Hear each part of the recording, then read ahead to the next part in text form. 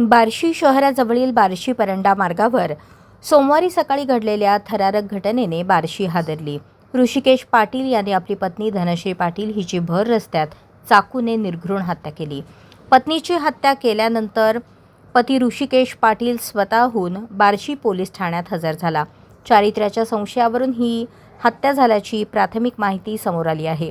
बार्शी ग्रामीण पोलीस ठाण्यात याबाबत दिवसभर गुन्ह्याची नोंद करण्याची प्रक्रिया सुरू होती। भर रस्त्यात पत्नीची अशी निर्घृण हत्या केल्याने संपूर्ण सोलापूर जिल्हा हादरला।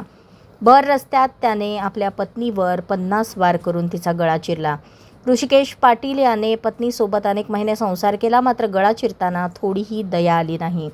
बार्शी परंडा मार्गावर ये जा करणाऱ्या लोकांनी लांबून सोडवण्याचा प्रयत्न केला, परंतु डोक्यात सैतान घुसलेल्या पतीने पत्नीचा जीव जाईपर्यंत वार केले आणि गळा चिरला। दोघीही पती-पत्नी उच्च शिक्षित आहेत। दोघेही वित्त क्षेत्रात चांगल्या पदावर कार्यरत आहेत। प्राथमिक माहितीनुसार धनश्री या बँक मॅनेजर पदावर कार्यरत होत्या।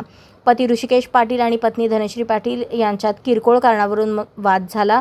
वाद होताना अनेकदा ऋषिकेश पाटील यांनी धनश्रीला मारहाण केल्याची प्राथमिक माहिती मिळाली, परंतु मागील 2 दिवसांपासून वाद चिघळले होते। सोमवारी धनश्री पाटील या नेहमीप्रमाणे बँकेकडे निघाल्या, पण वाटेत पतीच्या वेशभूषेत मृत्यू तिची वाट पाहत होता। बार्शी परंडा मार्गावर संतापाच्या भरात ऋषिकेशने पत्नी धनश्रीवर 50 वार केले। धनश्री रक्ताच्या थारोळ्यात पडली। शेवटी ऋषिकेशने तिचा गळा चिरला।